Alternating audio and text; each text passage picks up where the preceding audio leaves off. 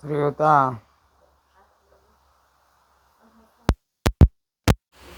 ಶ್ರೀಯುತ ಅಂಬೇಡ್ಕರನ್ನು ನೆನೆಯುತ್ತಾ ಒಂದೆರಡು ಮಾತಾಡಲಿಕ್ಕೆ ಇಷ್ಟಪಡ್ತೇನೆ. ಏನಂತ ಹೇಳಿದರೆ, ಈಗ ಒಂದು ಜಯಂಟ್ ಮಲ್ಪೆ ಹಾಕಿದಂಥ ನಮ್ಮ ಮುಖಂಡರಾದಂಥ ಯೂಟ್ಯೂಬನ್ನು ನೋಡಿದ್ದೇನೆ. ಅದನ್ನು ನೋಡುವಾಗ ನನಗೆರಡು ಮಾತಾಡಲಿಕ್ಕೆ ಅವಕಾಶ ಕೊಡಿ ಅಂತ ಹೇಳುತ್ತಾ ನಿಮ್ಮಲ್ಲಿ ಬೇಡಿಕೊಳ್ತೇನೆ. ಏನಂತ ಹೇಳಿದರೆ, ಸಂವಿಧಾನದ ಯಾವುದೇ ಮುಖ್ಯಮಂತ್ರಿ ಆಗಲಿ, ಯಾರೇ ಒಂದು ಪ್ರಧಾನಿ ಆಗಲಿ, ಯಾರೇ ಒಂದು ಮಿನಿಸ್ಟರ್ ಆಗಲಿ, ಯಾವುದೇ ಒಂದು ಅಧಿಕಾರಿಗಳಾಗಲಿ, ಯಾರೇ ಒಂದು ವ್ಯಕ್ತಿ ಆಗಲಿ, ಯಾರೇ ಒಂದು ಸಂಘ ಸಮಿತಿಯರಾಗ್ಬೋದು, ಅದರಲ್ಲಿ ನೂರಕ್ಕೂ ನಮ್ಮ ಸಂಘದ ಅಧ್ಯಕ್ಷರ ಬಗ್ಗೆರಿಗೆ ಗೊತ್ತಿರ್ತದೆ. ಆದರೆ ಈ ರಾಜಕೀಯ ವ್ಯಕ್ತಿಯರು ಅದನ್ನು ದುರುಪಯೋಗ ಪಡ್ತಾರೆ. ಯಾಕಂತ ಹೇಳಿದ್ರೆ ಅವರು ಅದನ್ನು ತಿಳ್ಕೊಳ್ಳೋದೇ ಇಲ್ಲ. ಸಂವಿಧಾನದಲ್ಲಿ ಏನು ಉಂಟು ಅಂತೇಳಿ ತಿಳ್ಕೊಳ್ಳೋದೇ ಇಲ್ಲ. ಈಗ ಅವ್ರು ಹೇಳಿದ ಹಾಗೆ ಮೊನ್ನೆ ನಾನು ಸಹ ಹೆಸರುಬಿಟ್ಟಿದ್ದೇನೆ.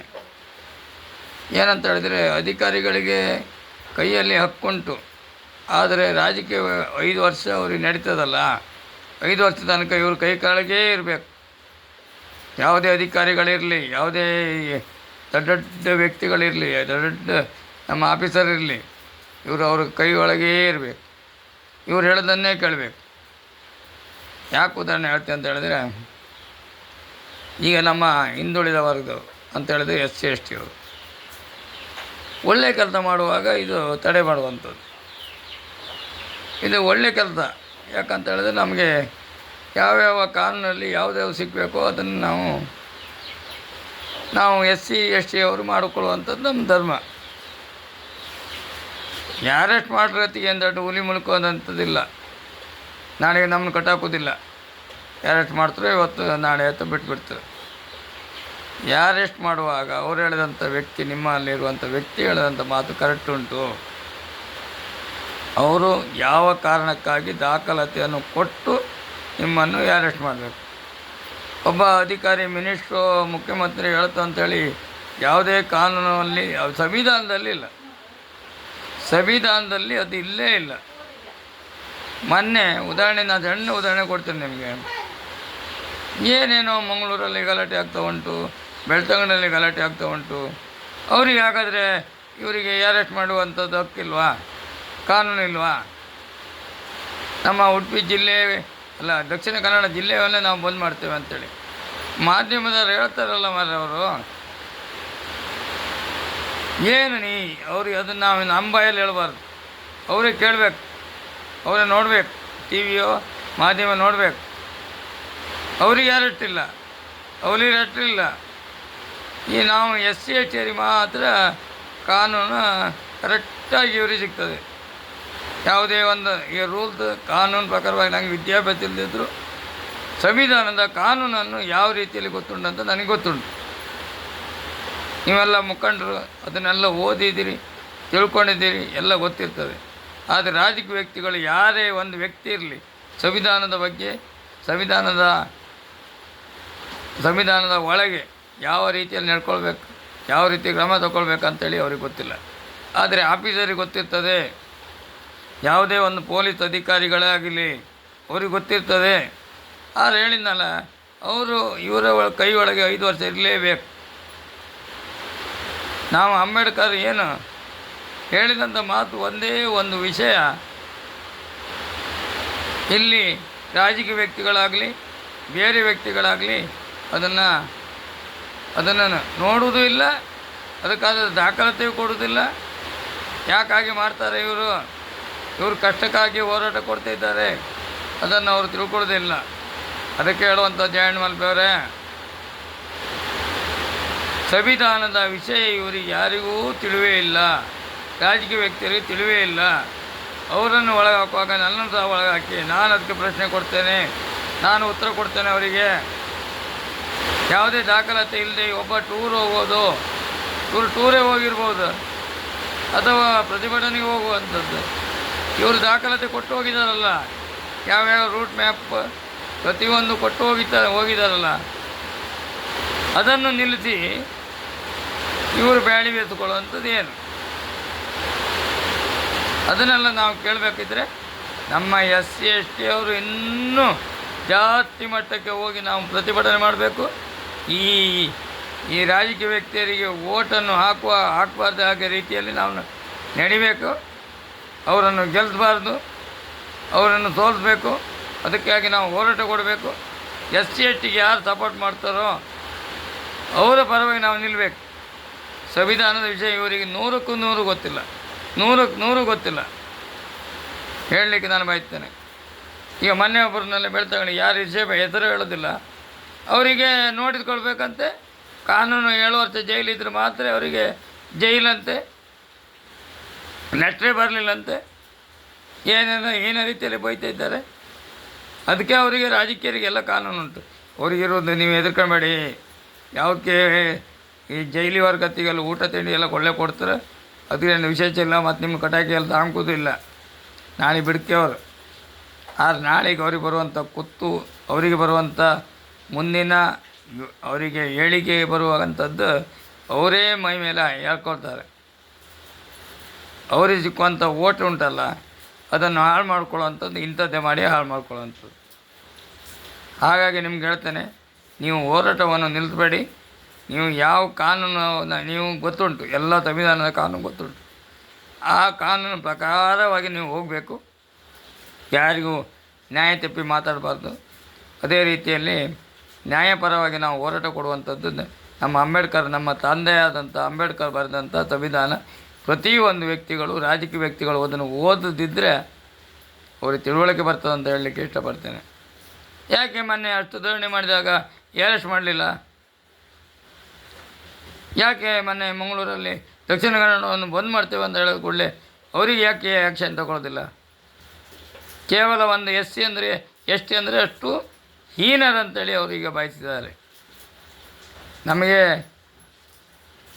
ಆ ದೇವರಿದ್ದಾರೆ, ಹಾಗೂ ನಮ್ಮ ಅಂಬೇಡ್ಕರ್ ಬರೆದಂಥ ಸಂವಿಧಾನ ಉಂಟು.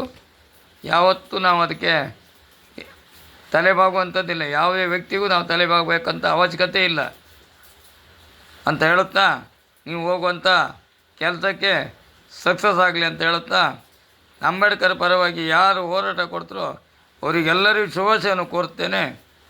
ಹಾಗೆ ಅವರಲ್ಲಿ ದಾಖಲಾತಿ ಪಡೀರಿ.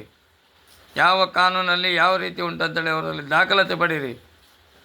ಅವರು ಮಾತಾಡಲಿ. ಮುಂದೆ ಬರುವಂಥದ್ದು ಅವರಿಗೆ ಅವಘಡ. ಇದನ್ನು ಮಾತ್ರ ಅವ್ರು ನೆನ್ಪಿಟ್ಕೊಳ್ಳಿ. ಮುಂದೆ ಬರುವಂಥದ್ದು SC/STಯನ್ನು ಯಾವತ್ತೂ ಅವರು ತಡೆಗೊಳ್ತಾರೋ ಅವರಿಗೆ ಮುಂದೆ ಬರುವಂಥದ್ದು ಅಂತ್ಯ ಎಂಬುದು ನಾನು ಹೇಳುತ್ತಾ ನಿಮಗೆ ಹೊಂದುತ್ತೇನೆ. ನಿಮ್ಮ ಹೋರಾಟ ಇನ್ನು ಮುಂದೆ ನಡೀಲಿ ಅಂತ ಹೇಳುತ್ತಾ, ನಾನು ಸಹ ಬೇಕಾದರೆ ನನಗೆ ವಿದ್ಯಾಭ್ಯಾಸ ಇಲ್ಲದಿದ್ದರೂ ಸಂವಿಧಾನದ ಎಲ್ಲ ಯಾವ ಅಧಿಕಾರಿ ಬಂದು ನನ್ನ ಹತ್ರ ಕೇಳಿದರೂ ಅದಕ್ಕಾದಂಥ ಮಾಹಿತಿ ನಾನೇ ಕೊಡ್ತೇನೆ. ನನ್ನನ್ನು ಅರೆಸ್ಟ್ ಮಾಡಲಿ, ಈಗಲೇ ಮಾಡಲಿ, ಬೇಕಾದರೆ ಈಗಲೇ ನನ್ನ ನಂಬರಿಗೆ ಸಂಪರ್ಕಿಸಿ ಈಗಲೇ ಅರೆಸ್ಟ್ ಮಾಡಲಿ. ಅವರಿಗಾದಂಥ ಮಾಧ್ಯಮದ ಇದ್ದರೆ ನಾನು ಉತ್ತರ ಕೊಡ್ತೇನೆ. ಇಂಥವ್ರಿಗೆ ಯಾಕೆ ಮಾಡೋದಿಲ್ಲ, ಇಂಥವ್ರಿಗೆ ಯಾತಕ್ಕೆ ಮಾಡೋದಿಲ್ಲ. ಬರೀ ನಮ್ಮ SC/STಯನ್ನು ಮಾತ್ರ ಬಂದ್ ಮಾಡುವಂಥದ್ದು, ಯಾವುದೇ ಕೆಲಸ ಮಾಡುವಂಥದ್ದು ಅಡ್ಡಿಯಂತರ ಮಾಡುವಂಥದ್ದು. ಮೊನ್ನೆ ಸಂವಿಧಾನದಲ್ಲಿ ದೇವರಂತೇಳಿ ನಾವು ಕರಿಬೇಕು. ಅವರಿಗೆ ಹೇಳಿದ್ದಾರೆ, ಅವರೇ ಕೇಳಿದ್ದಾರೆ, ಮಂಗಳೂರಲ್ಲಿ ಒಂದು ಅಂಬೇಡ್ಕರ್ ಭವನ ಯಾಕೆ ಮಾಡಲಿಲ್ಲ ನೀವು ಅಂತೇಳಿ, ಅಂಬೇಡ್ಕರ್ ಸರ್ಕಲನ್ನು ಯಾಕೆ ಮಾಡಲಿಲ್ಲ ಅಂತೇಳಿ. ಅದನ್ನು ಕೇಳುವವರು ಯಾರಿಲ್ಲ, ರಾಜಕೀಯ ವ್ಯಕ್ತಿಗಳು ಕೇಳುವಂಥದ್ದು ಯಾರೂ ಇಲ್ಲ. ಅದನ್ನು ತಡೆ ಮಾಡಬೇಕು, ಅದನ್ನು ದೂಡಬೇಕಂತ ಹೇಳುವಂಥ ರಾಜಕೀಯವರು. ಇದೆಲ್ಲ ರಾಜಕೀಯ ಮಾಡುವ ನನ್ನ ವಿಡಿಯೋವನ್ನು ನೋಡಿ, ಯೂಟ್ಯೂಬನ್ನು ನೋಡಿ ನಾನು ಪ್ರತಿಯೊಂದು ಹಾಕ್ತೇನೆ. ಯಾಕಂತ ಹೇಳಿದ್ರೆ ನಾನು ಅಂಬೇಡ್ಕರ್ ಹಾಗೂ ಮಹಾತ್ಮ ಗಾಂಧೀಜಿಯವರು ಯಾವ ರೀತಿಯಲ್ಲಿ ನಡ್ಕೊಂಡು ಹೋಗಿದ್ದರೋ ಅದೇ ಧರ್ಮಕ್ಕೆ ನಾನು ಸಿದ್ಧನಿದ್ದೇನೆ. ನೀವು ಯಾವಾಗ ಫೋನ್ ಮಾಡಿ ಕರೀರಿ, ಮೊದಲನೇದಾಗಿ ನನ್ನೇ ಅರೆಸ್ಟ್ ಮಾಡಲಿ. ನಾನು ಅಲ್ಲಿ ಯಾವ ಯಾವ ಕಾನೂನುಗುಂಟು ಆ ಕಾನೂನನ್ನು ದಾಖಲಾತಿ ಅವ್ರಿಗೆ ಕೊಡ್ತೇನೆ. ಅವರು ಸಹ ಕೊಡಬೇಕು ಸಂವಿಧಾನದಲ್ಲಿ ಏನೇನು ಕಾನೂನು ಉಂಟು ಅಂತೇಳಿ. ವಿಧಾನಸೌಧದಲ್ಲಿ ಗಲಾಟೆ ಮಾಡುವಾಗಲೇ ಅವ್ರನ್ನ ಅರೆಸ್ಟ್ ಮಾಡೋದಿಲ್ಲ. ಅದಂದ್ರೆ ಏನು? ಒಂದು ಸಂವಿಧಾನ ಅಂತ ಹೇಳಿದ್ರೇನು? ಒಂದು ವಿಧಾನಸೌಧ ಅಂದರೆ ಏನು ಇವರಿಗೆಲ್ಲ ಗೊತ್ತಿಲ್ಲ ಅಣ್ಣ. ದಯವಿಟ್ಟು ಜಾಯಿನ್ ಮಾಡಿ ಅವರಿಗೆ ವಂದಿಸುತ್ತಾ, ಇದು ಕಾನೂನು ನಿಮ್ಗೆ ಗೊತ್ತುಂಟು, ಅದೇ ಹಾಗೆ ಈ ನಮ್ಮ ಮುಖಂಡರಿಗೆ ಎಲ್ಲರಿಗೂ ಗೊತ್ತುಂಟು. ಒಂದು ಪೇಜರು ಓದಿದಂಥ ನಾರಾಯಣ ಮಾಸ್ಟಿಗೆ ಗೊತ್ತುಂಟು. ಬಿಟ್ಟರೆ ಈ ರಾಜಕೀಯ ವ್ಯಕ್ತಿಯರಿಗೆ ನಮ್ಮನ್ನು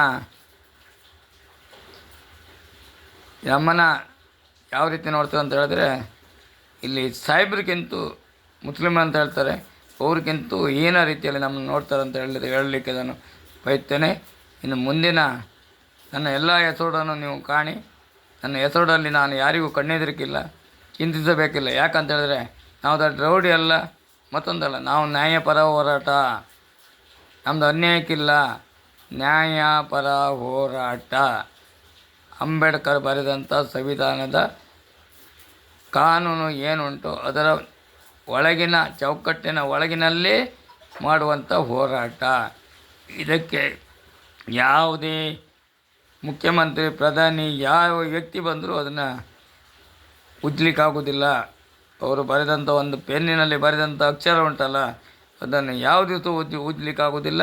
ನೀವು ಎದುರುದು ಬೇಡ, ನಿಮ್ಮ ಹೋರಾಟವನ್ನು ನಿಲ್ಲಿಸೋದು ಬೇಡ. ನಮ್ಮೆಲ್ಲ SC ಅವರಿಗೂ ನಾವು ಹೇಳುವಂಥದ್ದು, ಇನ್ನು ಎಲ್ಲರೂ ಎದ್ದೇಳಬೇಕು, ಇವರಿಗೆ ಸಹಕಾರ ಮಾಡಬೇಕು. ಒಬ್ಬರೇ ಹೋರಾಟ ಮಾಡಲಿಕ್ಕೆ ಆಗೋದಿಲ್ಲ. ನಾವು ನಿಮ್ಮ ಬೆಂಬಲವಾಗಿ ನಾವು ಎಲ್ಲ ನಮ್ಮ ಸಂಘದವರಿಗೆ ನಾವು ಅವರ ಪರವಾಗಿ, ನಾವು ಸಂಘದ ಪರವಾಗಿ ನಾವು ಹೋರಾಟ ಕೊಡಬೇಕು. ಮುಂದೆ ಎಲ್ಲ ರೂಲ್ಸು ಕಾನೂನು ಒಂದು ನಾವು ಪಡಿಬೇಕು. ಅವರಿಗೆ ತಕ್ಕ ಶಿಕ್ಷೆಯನ್ನು ಮಾಡಬೇಕು. ನಮ್ಮನ್ನು ಹ್ಯಾಂಗೆ ಜೈಲಿಗೆ ಇಡ್ತಾರೋ ಅದೇ ರೀತಿಯಲ್ಲಿ ನಮ್ಮಲ್ಲಿ ಕಾನೂನುಂಟು, ಅವರನ್ನು ಅದೇ ರೀತಿಯಲ್ಲಿ ಕಾನೂನು ಪ್ರಕಾರವಾಗಿ ಯಾವುದು ಕಾನೂನು ಉಂಟೋ ಅವರಿಗೂ ಅದೇ ರೀತಿಯಲ್ಲಿ ನಾವು ಕಲಿಸೋಣ. ನಿಮಗೆ ಜಯ ಆಗ್ತದೆ ನಿಮಗೆ ಹೇಳುತ್ತಾ, ಅಂಬೇಡ್ಕರಿಗೆ ವಂದಿಸುತ್ತಾ, ಜೈ ಹಿಂದ್, ಜೈ ಕರ್ನಾಟಕ, ವಂದೇ ಮಾತರಂ.